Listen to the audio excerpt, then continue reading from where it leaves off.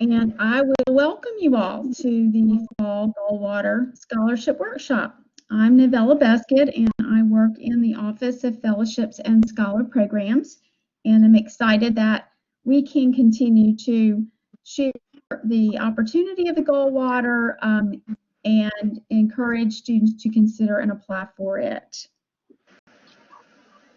I would like to introduce our other panelists today before we get started. Dr. Doug Mead is with us. Doug is the chair of the Goldwater Campus Committee, and Dr. Mead will be adding some thoughts and comments as we move through. Dr. Melissa Moss is also with us, and Dr. Moss is also a part of the Campus Goldwater Committee as well as a part of the National Goldwater Review Committee. And we're very happy to have one of our 2020 Goldwater Scholars, Ian Bain. Ian, welcome, and we look forward to hearing your hints and tips to share with others on how to win this most prestigious undergraduate scholarship.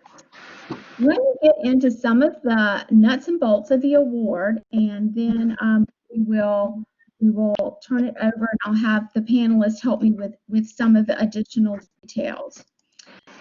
The Goldwater Scholarship is a living memorial to Barry Goldwater. It provides up to $7,500 for students that receive it in your junior and senior years of college. You need to be pursuing a career of research. Research is the most important thing about the Goldwater. Eligibility for the Goldwater is based on your expected year of graduation. So we know those details per the information on the Goldwater website if you have any questions about that. Candidates are preferred to be pursuing a PhD, but if you're doing a research-based MD PhD, then that is also an eligible field. Of course, a career focus of research in a STEM-related area. The GPA is very competitive, and here on the USC campus, we find that you need to have at least a 3.8 cum or above to be competitive. You must be a U.S. citizen or a permanent resident, and you must be nominated by USC. So really, the Goldwater is looking for a balance of your research experience and your passion. They're really going to want to see that you've done challenging coursework and you've done well in that coursework. They're going to want to see your long-term career goals focused on research. We've already mentioned that they're also going to want to see that you have done research, posters, presentations, and publications, and strong letters of recommendation. So that's kind of the big picture on what Goldwater is looking for. And you can see that USC in the last 3 years has had a great track record of Goldwater scholars. I think I'm going to pause now and invite Dr. Mead to join in sharing a little bit more about what his insights are on why you should apply, and then the components of the application itself. Dr. Mead? Thanks, Novella. It's been my pleasure to be a part of this process for many years. I guess now it's probably safe to say I've been doing this longer than, I'm involved with this longer than the applicants have been alive. So it's always been a pleasure working with Novella in her office on this, and I think the students have found it to be rewarding as well. And I think that's the biggest reason to do this, is for yourself and for your career.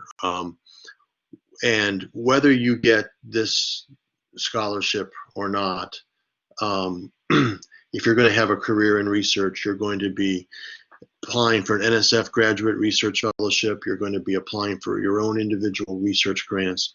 And the only way to do that, to be successful at that, is to get practice doing it. And this is so wonderful because it's guided practice. Well, I don't know about guided, but it's mentored, and it's and you get good quality, honest feedback from from people who want to see you be successful. And I know when I was starting out my career, first few research proposals I were just kind of, I didn't know how to do this. No one told me how to do it. I just did it, and they got rejected because I did this wrong or that wrong. And like, oh, if I had known that, I could have done that differently. Well, this is a good way to find out what you do want to do and what you don't want to do, and how to write statements that meet tight character limits or word limits, space limits that we have on some of these things, how to use your words wisely, how to organize your information so it tells a story, a consistent story, to build your case for why you're deserving of this. So I think the only way to get that experience, the only way to be successful at that I know of, is to practice. And this is a great practice for that. And so we encourage all students who are interested in this kind of career to partake in the process and engage in the process, which Novella's office likes to promote. And I think that all the students have said that they found it to be very beneficial. And some of the things that you're going to fill out for this are the things that you'll need to fill out for application to graduate school or for a graduate research fellowship or other things. You'll be able to use some of these templates as templates or as starting points for additional things that you'll be filling out. So excuse me. Okay. So we have, so the process here, let's see, so the campus process that we have, as Novella indicated, the university has to nominate whoever is going to be considered for this from the university. And so we have to select who our 4 nominees are going to be. Each university can nominate up to 4 students. Every year we have nominated 4 students. And it's always been a challenge to find only 4 students that we're going to put forward. And so we have a campus process to help us to identify that. Basically, you'll fill out the full application, fill out all the demographic information, fill out all the short answer questions, fill out and provide a research essay or proposal, however you want to look at it. I think Professor will talk about that a little bit more in her comments. And then, unlike the national competition, we will meet with all of our students. What that means this year, I'm sure will probably be virtual and online, but you will talk with the panel of faculty who are reviewing this. We'll get to know you. We'll find out, ask you to describe your interests, describe what you've done. We'll ask you some questions based upon what we've done to try to figure out which students are going to be able to be the best 4 representatives of the University of South Carolina for this year's competition. When those 4 students are selected, then we'll assign a specific member of the committee to work with that student, to mentor them in the process of their final application, which will be finalized in early 2021. So after the end of the fall semester, we'll have a chance to update things. One of the things we'll ask in the interview also is what kinds of work or what kind of results do you expect to have done before the application goes in. Sometimes there are conferences. In normal years, there are conferences people might be attending, still might be attending things or making presentations virtually. Other things, people might have some research papers to be submitted or scheduled to appear in print. And so we'll work with those things. I think, well, Ian can talk about this process as well. But I think probably very few words from the original application make it over to the final application without some kind of change or scrutiny. Sometimes it's just making things more active or trying to provide some variety of style and flow to things. Sometimes it's just to improve the conciseness of what the content is. But we will work with you. And then the students who aren't nominated will also get feedback about about their program, their plans, and their dreams, and some ideas about other competitions that they might be able to apply for, internships or other research opportunities they can get involved with. Some students apply as a sophomore and don't get selected, and then apply again as a junior and do get selected, upon the feedback that they've gotten and the additional experience that they've gotten from another year of research experience and classwork as well. So you do also need 3 letters of recommendation, and encourage you to select those people carefully and early. Give them a chance to write those letters in time for us to receive them for the internal competition. Novella, what is the deadline for this year? Well, actually, for the campus process, you have to submit an initial application, a preliminary application, and we encourage you to do that as soon as possible, but not later than October 1st. Then the rest of the application, along with your letters of recommendation, which actually you will email to us, not put in the system, we'll give you all that guidance, is due October 21st. But your first step is to get that preliminary application in that's due no later than October 1st. And that is on the Goldwater Scholarship website to Correct. do that. Yes. Yes. And you just do everything except actually upload the letters. In the second part, you do. The preliminary right. Yeah, application. that's right. Yeah. For October 1st, you just have to sign up. And right. then October 21st, you need to have everything else, but not the letters. Yeah, so as a part of Blackboard, where you all have access to, there is a detailed campus timeline that has this information in it. And we also have links sent to you as a follow-up on those next steps. You got it. Yeah, so I think, one of the reasons why I've done this for more than 20 years is because the students that we meet through this are truly impressive and very engaging and interesting to talk with. And so we really, it's fun to see them and to see them grow through this process and to see them be successful, whether it's in this competition or whether it's in another competition or whether it's in the graduate and the research programs. It's just been a joy to be a part of this. So I'm honored to be able to serve in this role. We certainly appreciate your continued support, as well as Dr. Mead and Dr. Moss.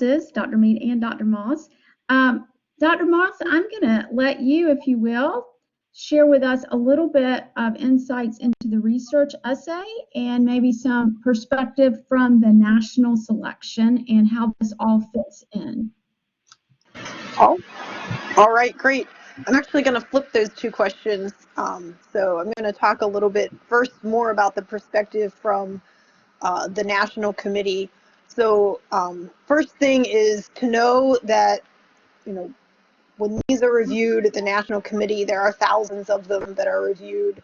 Each is reviewed by a team of 2 reviewers, and those 2 reviewers are in your discipline. So if you are an engineer, you will be reviewed with other engineers. If you are in chemistry, you will be reviewed with other chemistry files. So I think knowing who will be reading your application helps you to think about the way you would put it together. Secondly, I want to emphasize the idea of the story. So what we're really looking for in the national committee is for all those pieces, there's lots of pieces of the application.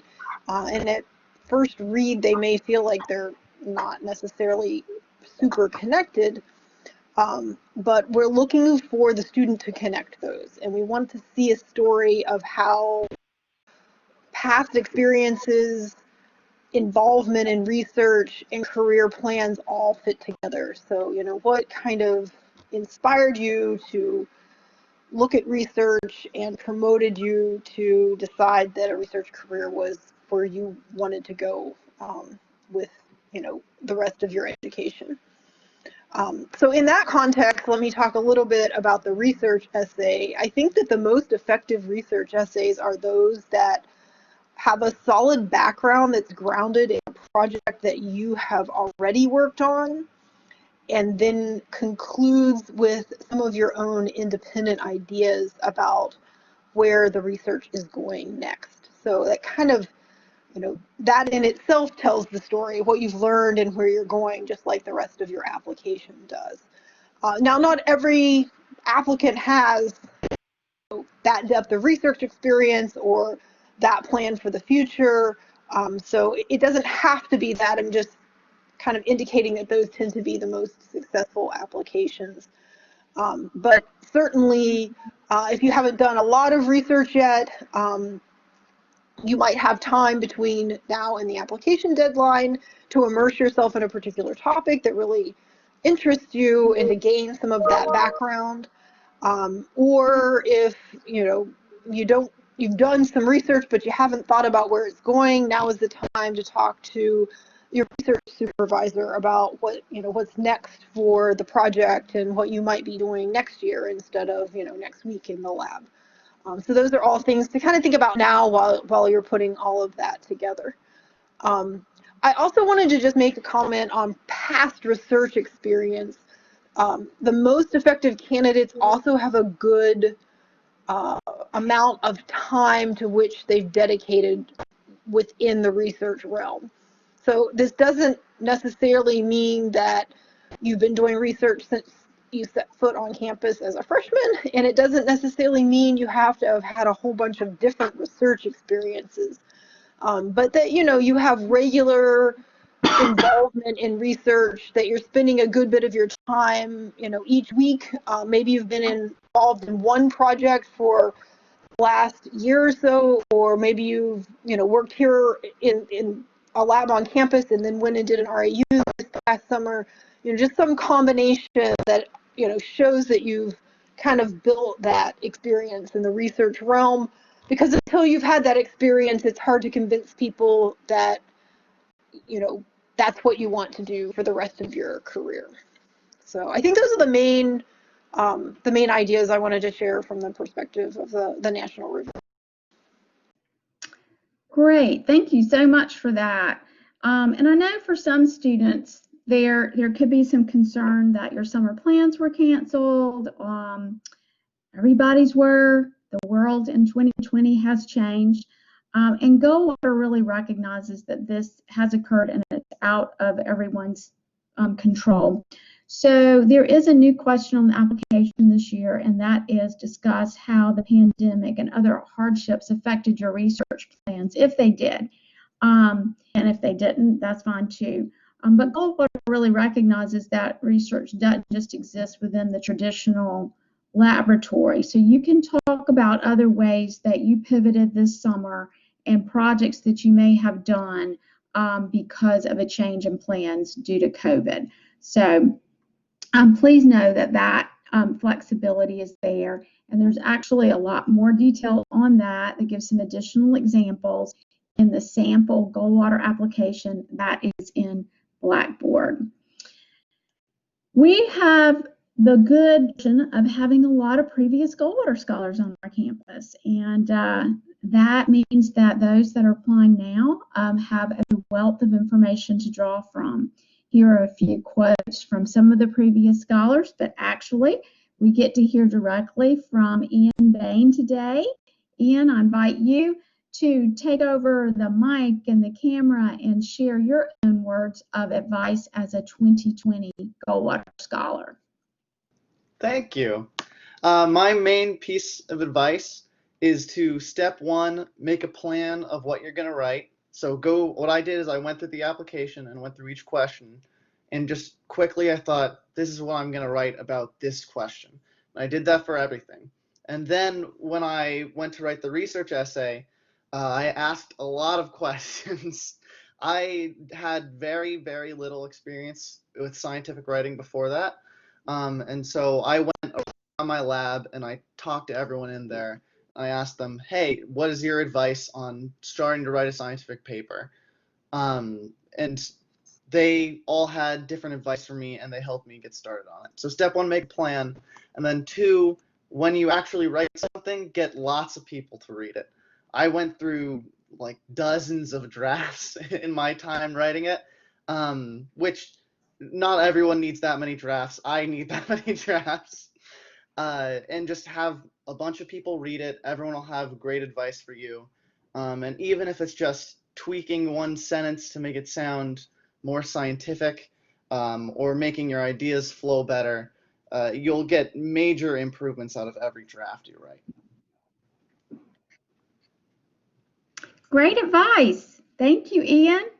One of the things that our office offers is the opportunity for interested Goldwater students to chat with our fellowship peer mentors, such as Ian, so previous national fellowship winners, and you may have more individual questions that you would like to ask in a more one-on-one setting. And so we encourage you to reach out through our main email account, and we can connect you with our fellowship peer mentors. Thank you for that, Ian. All right. So I think our next step is, okay, I'm interested. What do I do?